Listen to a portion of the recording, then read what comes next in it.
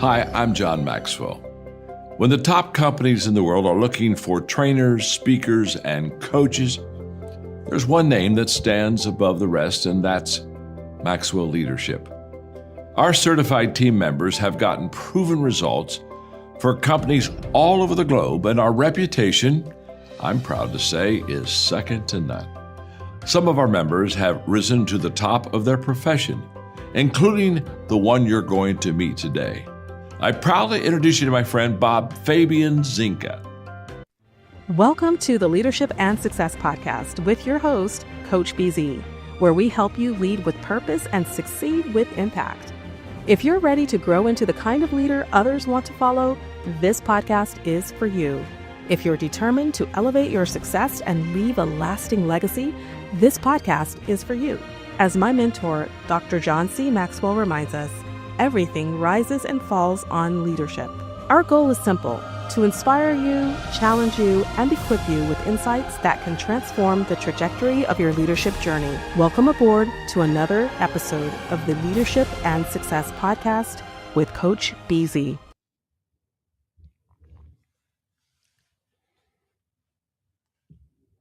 All right, everyone, welcome to a very special edition of the Leadership and Success Podcast. So, we are going through the Book of Proverbs. I have to say this again, this is not a religious podcast, but we are going through an ancient book written more than 2,000 years ago, and to really get the wisdom distilled in it and see how it is still applicable today in 2025 in the 21st century. So, we're going to be focusing on ancient wisdom and leadership lesson from the Book of Proverbs. So we're going to be reading and studying one chapter a day for the month of January. So today is January the 7th, so we're going to be studying chapter 7 today. So we've already gone through chapter 1, 2, 3, 4, 5, and 6. And if you haven't listened to those yet, go back and listen to those podcasts. They are available on every podcast platform, including LinkedIn and YouTube. All right. Before we get started, let's do our moment of gratitude, as it is our custom here on this podcast. I'm probably going to do it a little bit different than we normally do. I'm going to be heavily influenced by what Terry Maxwell taught us. I think it was season 5, episode 3, about the success switch. I think that is so powerful. So let's modify our moment of gratitude. We're still going to do it within a minute or two, but I want us to do the breathing exercise to kind of slow down our nervous system. I think when we do that, we create space to come up with a response, right? Where we don't just automatically react, but we actually take the time to think, to calm down, and to respond to whatever it is that we are dealing with at the time. So if you would maybe close your mind, close your eyes, and open your mouth, put yourself in your happy place. And for me, it's probably by the beach, and I can feel the sun and the waves, and it's just beautiful.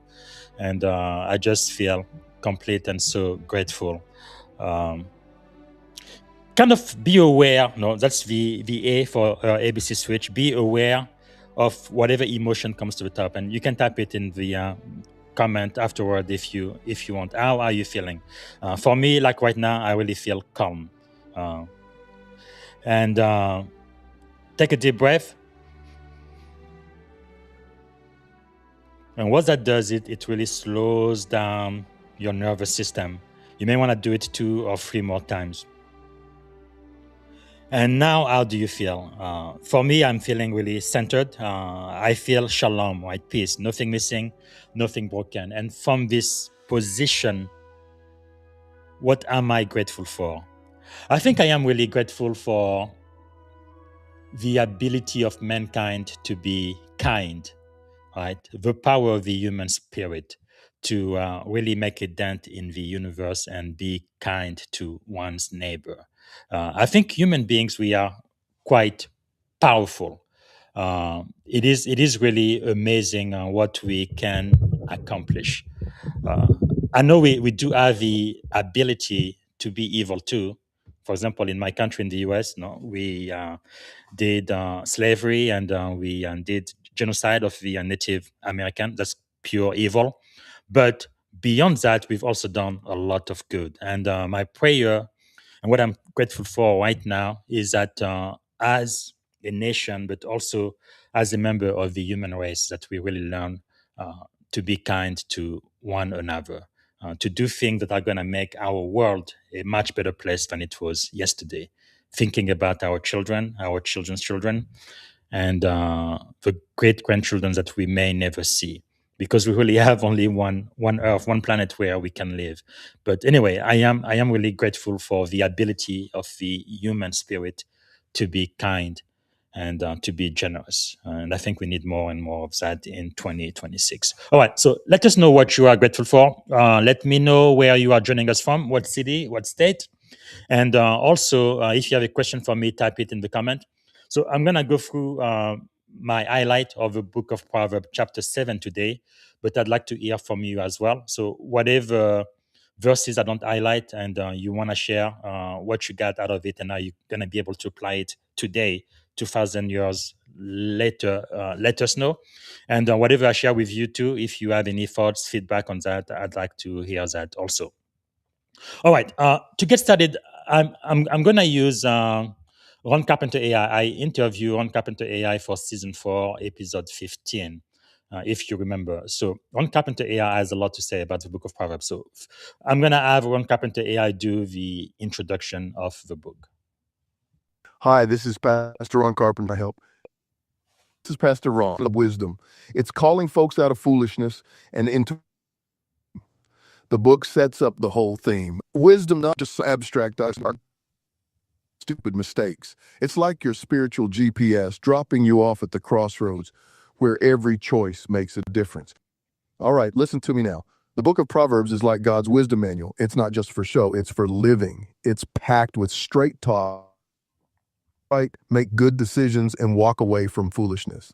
When you start in Proverbs, you're stepping into a conversation where God's voice invites you to grow up, not just in money, but in life and character. So don't jump in thinking it's a dusty old rules book. It's a guide to mastering your mind and the fear of the Lord, which is the beginning of knowledge. That's your launching pad. You ready to dig in? All right, listen, Proverbs was mostly penned by Solomon, the king known for his wisdom, God's gift to him after he asked not for riches or power, but for understanding. Now, human nature ain't changed. Folks still wrestle with choices, temptation, pride, and fear. This old book drops timeless truth that honors God and keeps you out of foolish messes. And that kind of wisdom is gold right now in this wild 21st century. It's like a vintage dang good meal today.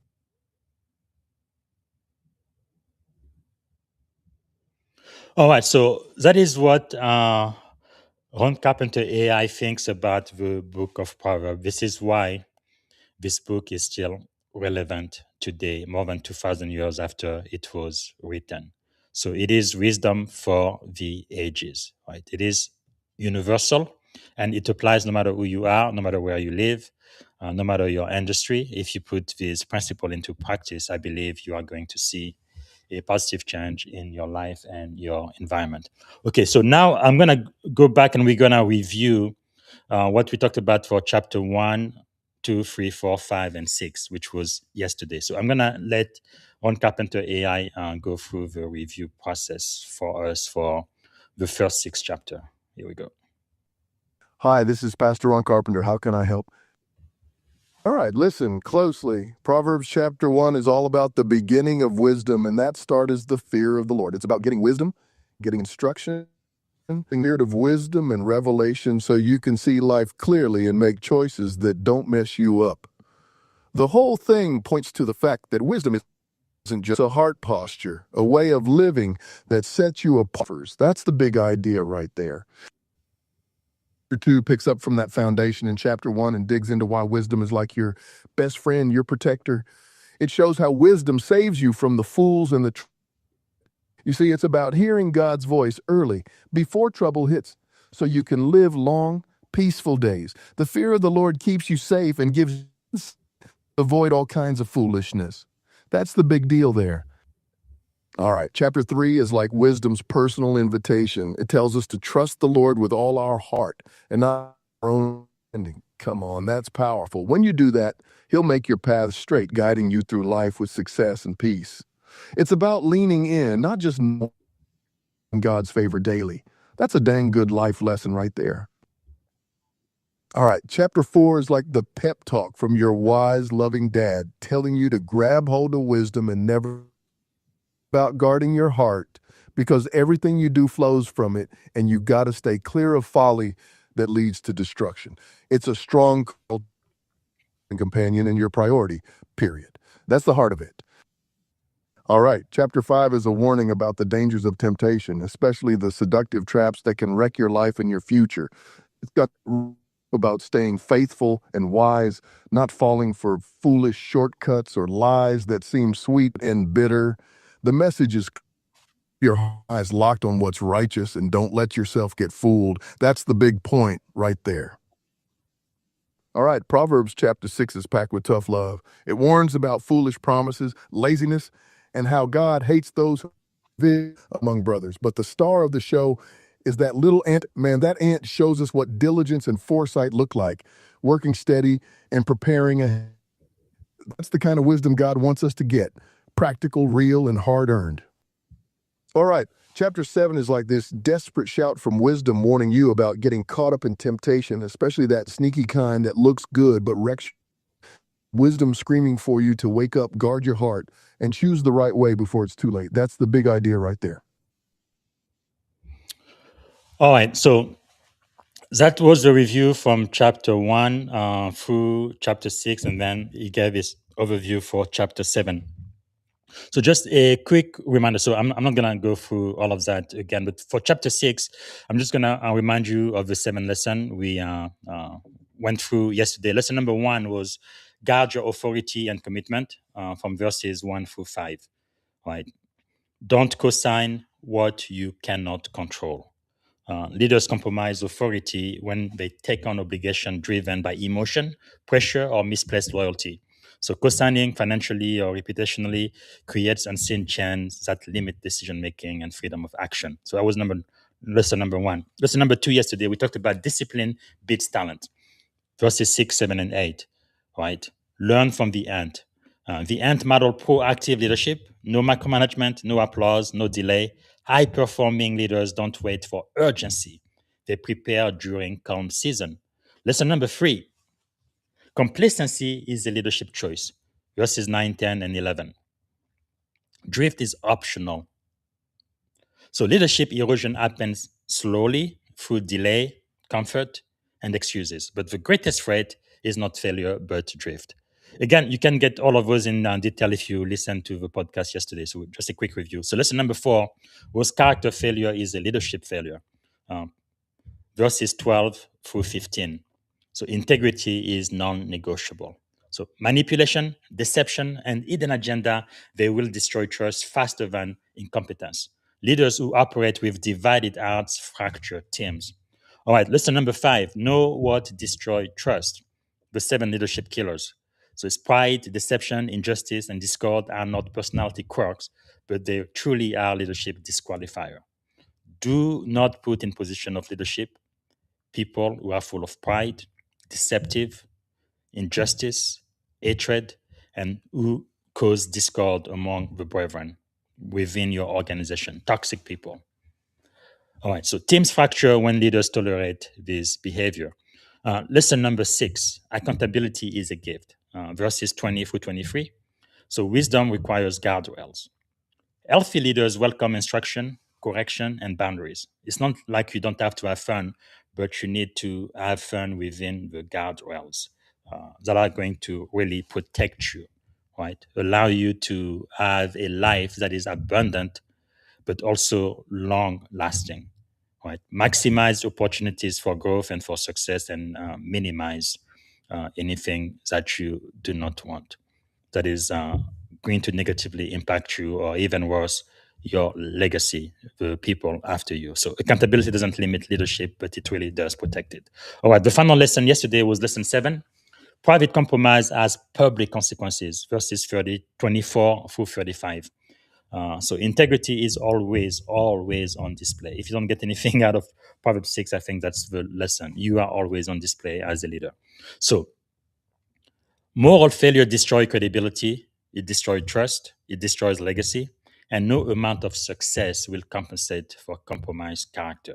All right, so today we're going to start Proverbs 7. We've already heard what Apostle Ron Carpenter thought of Proverbs chapter 7, his overview. So let me give you my big idea. And also, I would like to hear from you. So type in the comment again where you are watching from, what you are grateful for today, and whatever insight you might have on Proverbs chapter 7, which is today's lesson. Okay, so I think this chapter, it's really a vivid case study in how leaders fail, not suddenly, but progressively.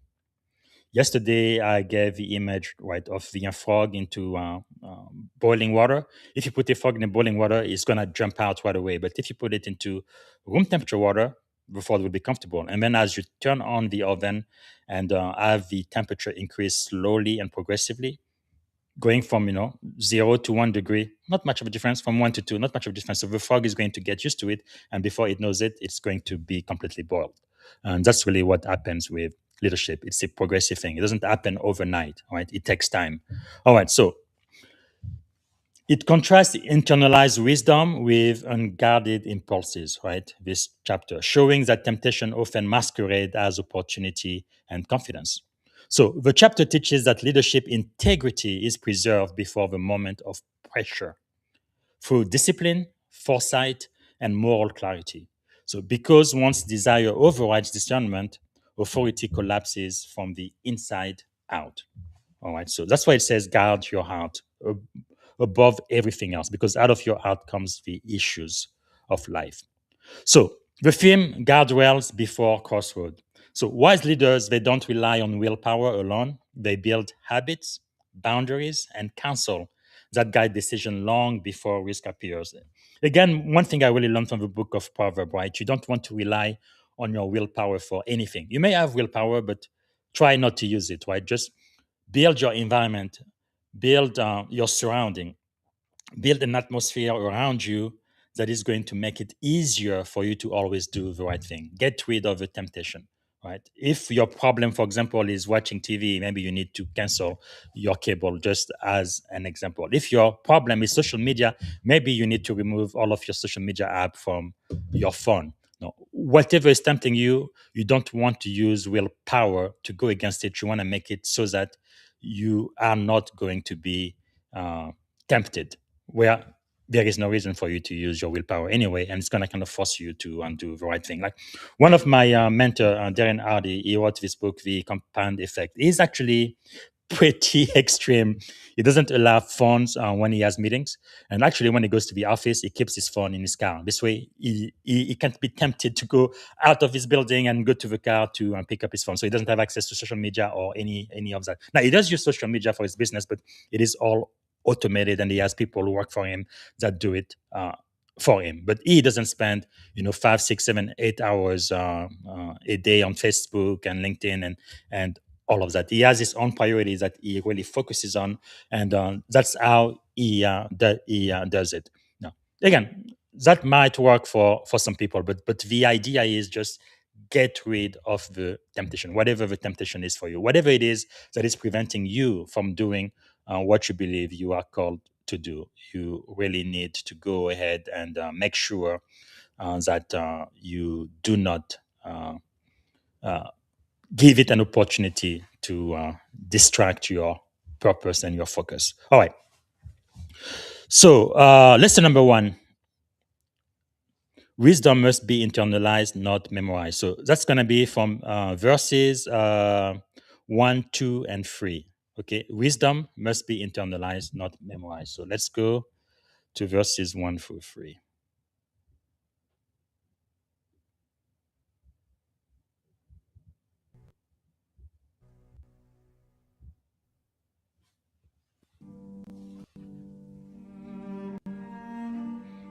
My son, keep my words, and treasure my commands within you. Keep my commands and live, and my law as the apple of your eye. Bind them on your fingers. Write them on the tablet of your heart. Bind them on your fingers, words of wisdom. Write them on the tablet of your heart. So, the leadership insight. Wisdom that lives only in policy manuals or slogan fails under pressure. Leaders who merely know the rules but haven't embedded them into character will rationalize exceptions when stakes rises. So the application, move from compliance to conviction. You have to be a person of conviction, not just checkbox, I'm compliant. Okay. Translate values into daily routine, not just quarterly reminders. And teach teams why principles matter, not just what they are. This is who we are, these are our core value, and this is why it is so. Uh, I'm going back to the example, season 5, episode 3. Terry Maxwell, the one who taught us about the success switch, how to slow down your nervous system and create the space where you can respond to whatever it is that you are facing and think more clearly. She also said that she only hires people who are fully aligned with her core values and the core values of her organization. She gives them about 90 days. And if they are not, then she releases them back into the market because they don't belong into a business. That's really the way I believe every enterprise should be run. Kind of like Darren Hardy again, he was good friend with Bill Marriott, the owner of the Marriott brand of hotels and resorts, my number one brand. Whenever I travel, I always love to stay at the Marriott because there are some expectation. They have a standard. It doesn't matter where I go, whether I am in France or in Italy or in Scotland or in America, in Alabama or in California. When I go to a Marriott hotel, I know exactly what to expect. And the people are so nice.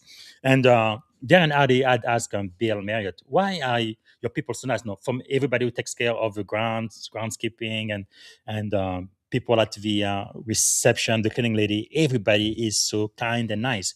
Why is that? And he told him, well, what we do is we hire people who are nice. It's not like we hire jerks and then we try to teach them how to be nice, but we hire people who are already nice. And then when they come, maybe if we have to, we're going to teach them how to do their job and meet the standard here at this hotel or resort. So they hire the people who are already aligned with their values. And I think that's really how you are supposed to run a business, where your core values and your culture is pretty much the same no matter where you go across the country or around the world. All right. So, which leadership principle have I truly internalized? Think about that. And where am I relying on rules instead of character? So, the anchor reflection, what I practice daily will protect me instinctively. Another one of my mentor, Dr. Mike Murdoch, said, the secret of your success is found where? In your daily routine, in what you do every single day. Wow, that's powerful. Okay, lesson number 2. Naivety is a leadership liability. We're going to read verses 6 through 9. Naivety is a leadership liability. Say to wisdom, you are my sister. For at the window of my house I looked through my lattice and saw among the simple, I perceived among the youths, a young man devoid of understanding, passing along the street near her corner, and he took the path to her house in the twilight, in the evening, in the black and dark night. All right, he took a path to her house in the evening, in the dark night. All right. So naivety is a leadership liability.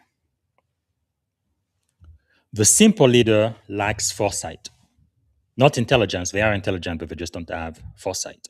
So being reactive, inexperienced, or overly trusting in high-risk environment invites exploitation. I think in the military, we definitely learn that pretty well. So develop situational awareness. Be aware of your surrounding and the people around you. learn from history, your own and others. Again, that's why I love mentorship. That's why I love reading, especially biography, what other peoples have done, what they did right, what they did wrong, so I can learn from their experience without myself having to be put in a position, right, where I have to uh, learn by trial and error. Because there are really only two ways to learn, right? Trial and error, you try and you fail and you learn from your mistake, or you learn from the wisdom from the experience of other people. So encourage dissent and challenge blind optimism. You have to be optimistic. General Colin Powell talked about that a lot, but it doesn't mean that everything is always going to work out. But I think as a leader, you do have to have a positive attitude. If there is a problem, there's got to be a solution. And hopefully, you are confident enough to figure out what that solution is going to be with the help of your team. But you don't want, right, blind optimism. You have to be realistic. Right? I believe you have to use data and have the data inform your decision. But I think it's important as a leader to have a positive mind and a positive attitude, and figure out whatever the problems might be and come up with the right solution for your industry, for your organization. So, where might I be underestimating risk right now? And who helps me see what I might be missing? That's another reason why I believe you need to have a diverse team, people from diverse background, diversity, equity, uh, and inclusion, belonging, right? Accessibility. I think that's important. Having people who have different background, who come from different culture, who have different educational background, different ways of thinking. Because if you only hire people who look like you, who think like you, who came from the same background as you're all going to have the same exact blind spot. And you don't want that. You want diversity, because diverse teams are high performing team. They perform a lot better than monotonous teams. So the anchor reflection is wisdom begins when I admit what I don't yet see. So you have to be honest. You have to be humble. And that's one thing I've really learned for all of the flag officers I have ever worked with, and those that I have interviewed, right, from General Petraeus to General McChrystal to General Brito, all of these great military men and women. It's really amazing how humble they are when you get to know them. They don't have this big head, oh, I know everything, I am in charge and you guys work for me. But it's actually them working for their troops, trying to find solution, removing barrier, and really always open, right, for solution, no matter where it comes from, the chain of command. And I think that's really wonderful to see. I think that's servant leadership in action. All right, leadership lesson number 3. Temptation often looks like validation. So we're going to read verses 10, 11, and 12. Temptation looks like validation. And there a woman met him, with the attire of a harlot and a crafty heart. She was loud and rebellious. Her feet would not stay at home. At times she was outside, at times in the open square, lurking at every corner.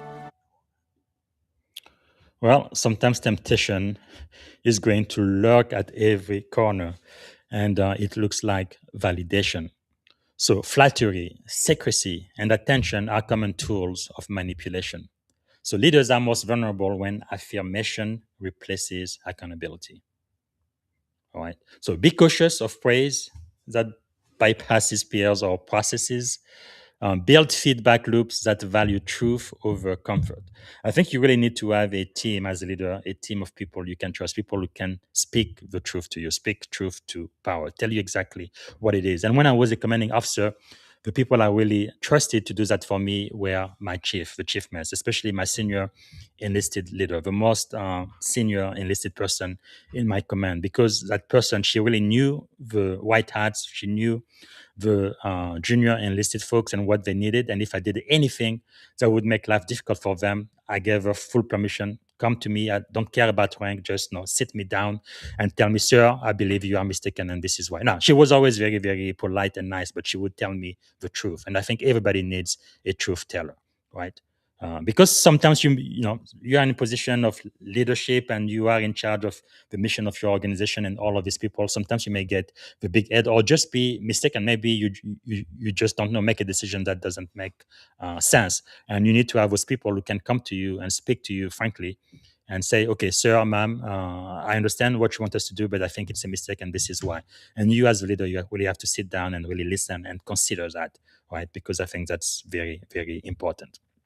So, and then you do have to normalize transparency. It's okay for you to make mistakes. You are human, but you have to learn from those mistakes. And again, listen to your team member. So, do I confuse admiration with alignment? And who can challenge me without fear? Building psychological safety. That's so important. Where your people feel safe enough to speak up when they need to, and they don't feel like if they say something that goes against what you are attempting to do, that there's going to be a negative reprisal, right? They need to feel safe that they can make mistakes and learn from them, and that they can contribute as well, provide their feedback. All right. Not every open door is a divine opportunity. All right, so you have to use wisdom and discernment. All right, lesson number 4. Rationalization is the gateway to compromise. So we're going to read 13 through 20. Rationalization, gateway to compromise. So she caught him and kissed him. With an impudent face, she said to him, I have peace offerings with me. Today, I have paid my vows, so I came out to meet you, diligently to seek your face, and I have found you. I have spread my bed with tapestry, colored coverings of Egyptian linen. I have perfumed my bed with myrrh, aloes, and cinnamon. Come, let us take our fill of love until morning. Let us delight ourselves with love, for my husband is not at home. He has gone on a long journey. He has taken a bag of money with him and will come home on the appointed day. Well, if this is not temptation, I don't know what temptation is. And I remember, I think it was 2 days ago, I talked about Joseph, right? He was tempted by Potiphar's wife, the wife of the master of his house. And what did Joseph do? He ran, right? We talked about gazelle intensity.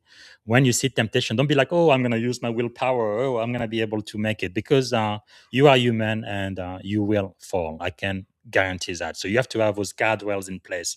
And rationalization is the gateway to compromise. So whenever you can smell an hint of temptation, I think you really need to put yourself in check. Have all of those guardrails we've been talking about in the Book of Proverbs to make sure you stay focused on your mission and your goals. Okay, so leadership insight. The danger isn't temptation alone, right? It's the story we tell ourselves to justify it. Oh, just this one time.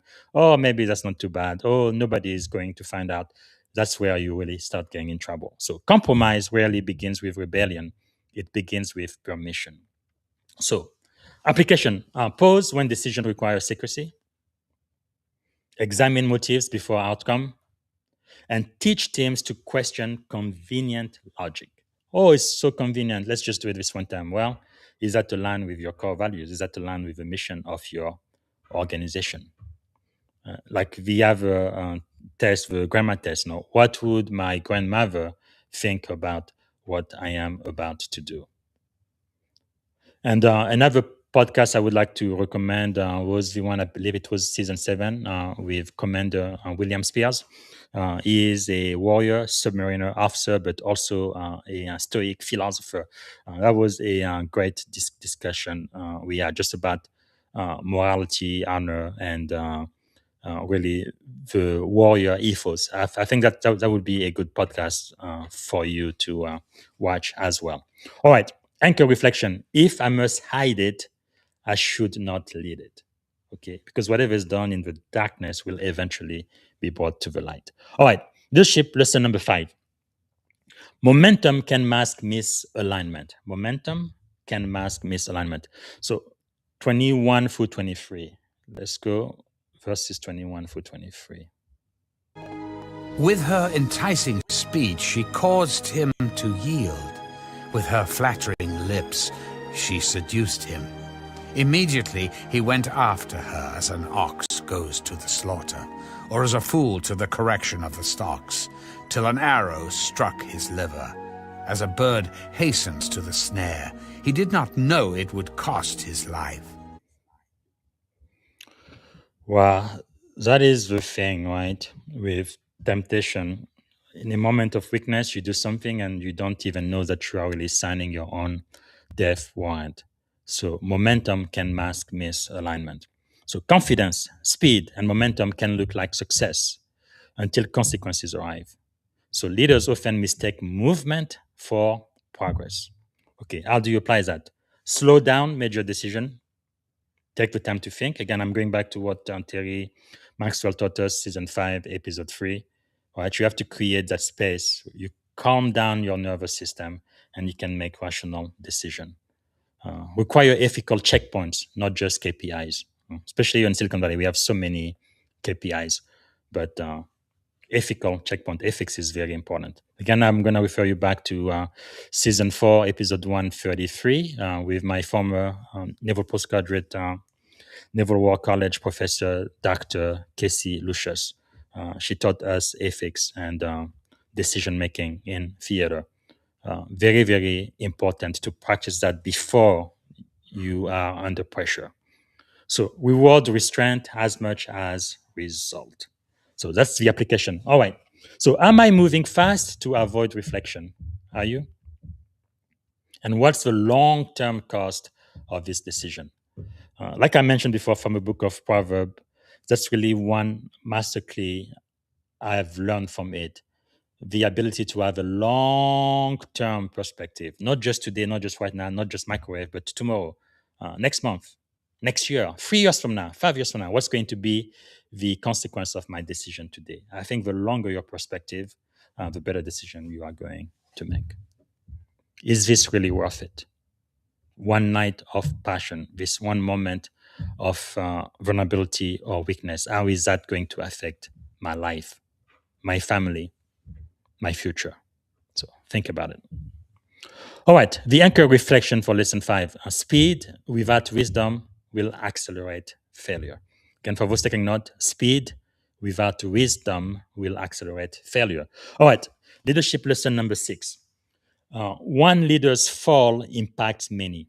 So the fall of a leader doesn't just impact this leader, but it impacts many other people. That's going to be verses 24, 25, and 26.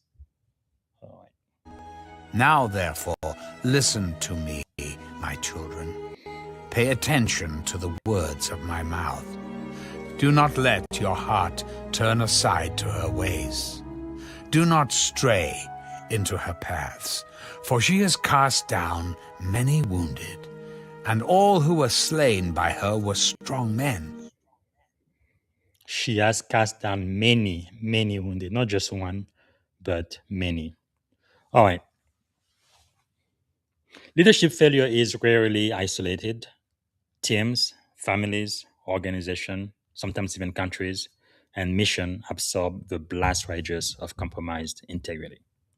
So, what are the application? Model personal accountability. And again, I believe you need to have an accountability group. If you a man, a group of men, 2 or 3 that you can really make yourself accountable to, that's going to have huge benefit to your future, in my opinion. Okay, address small breaches early and teach that leadership is stewardship, not entitlement. So it's also a mindset, right? So who is affected by my private decision? As a father, it could be your spouse, your children. As a business leader, it could be your entire organization. Who is affected by the private decisions that you make? And do your actions strengthen or strain trust? Think about that. Okay, anchor reflection. My influence multiplies both wisdom and damage. So, what we do is like a seed that we plant and then we get an harvest, good or bad. So, think before you click, but think before you act. All right. The last lesson, leadership lesson number 7 from Proverbs chapter 7. That's going to be boundaries are leadership strategy. You want leadership strategy, you need to live within boundaries. Okay, make sure you have some guardrails. So that's going to be Proverbs chapter 7, verse 27. That's going to be our last verse today. Here we go. Her house is the way to hell, descending to the chambers of death. Her house is the way to hell. Boundaries are leadership strategy. So the chapter really ends with a warning. Unchecked paths don't lead to neutral outcomes. Leaders must decide in advance. Again, like Dr. Casey Lucius taught us in season 4, episode 133 of the Leadership and Success podcast. You have to decide those things ethically in advance where they will not go. You have to make up your mind and be resolved. Like Joseph, run away from Potiphar's wife. Even leave your beautiful mentor behind. But you have to keep yourself pure. You have to stay coherent, a person of integrity with your own values and your own moral and your ethics. Live out what you believe and believe what you live out. Do what you say and say what you do, because integrity is very, very important. Again, I go back with Stoicism, Commander William Spears. I think that was season 5, episode 7, I believe. So go ahead and watch those podcasts because it's really going to make you think.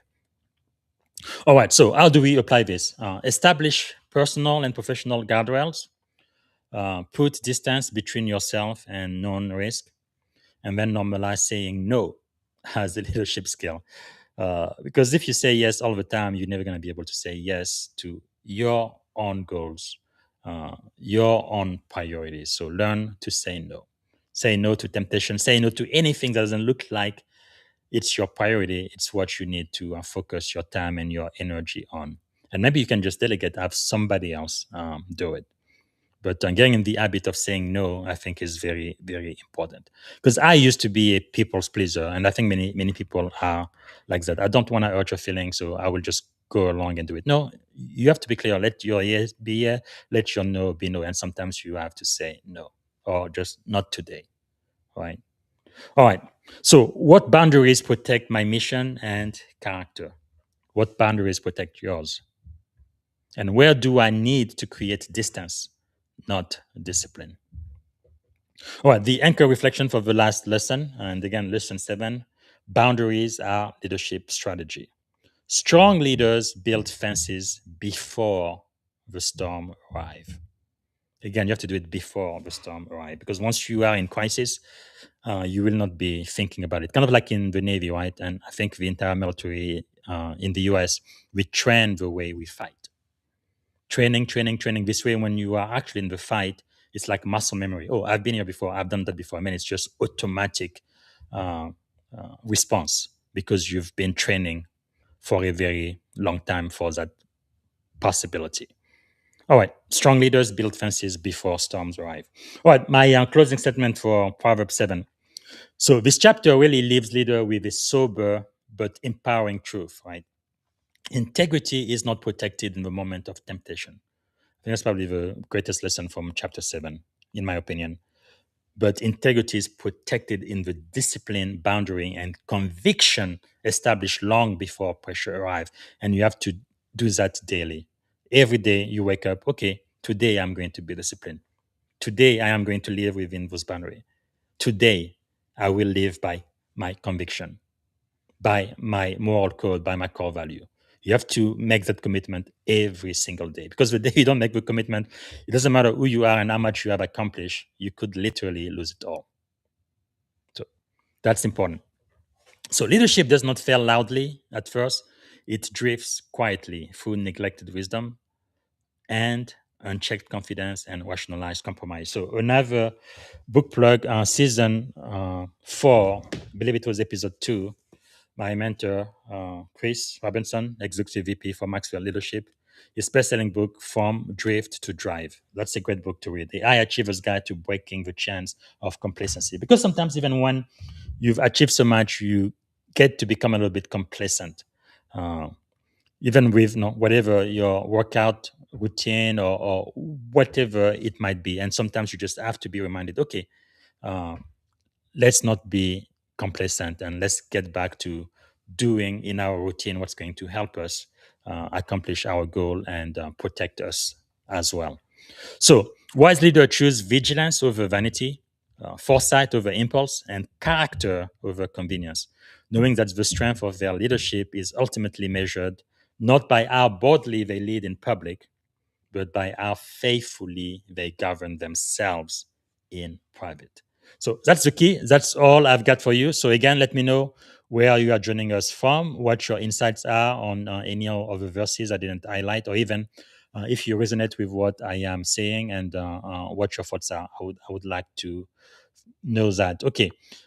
Now we are going to end, and before I do, let me make sure I'll let you know what's going to happen. So tomorrow I am going to have two great interviews. I'm going to be speaking with Charlie Wetzel, and Charlie Wetzel is really the writing partner of Dr. John C. Maxwell. Dr. Maxwell has written over 100 books, almost all of them number one New York Times bestsellers, and Charlie is a critical key to that. No, his name is not on the book as a co-author, but he's really helped Papa John with all of the writing he has done. So we're going to be talking about leadership without the spotlight. So that's going to be tomorrow. And tomorrow also, I will be speaking with Temporary Stevenson.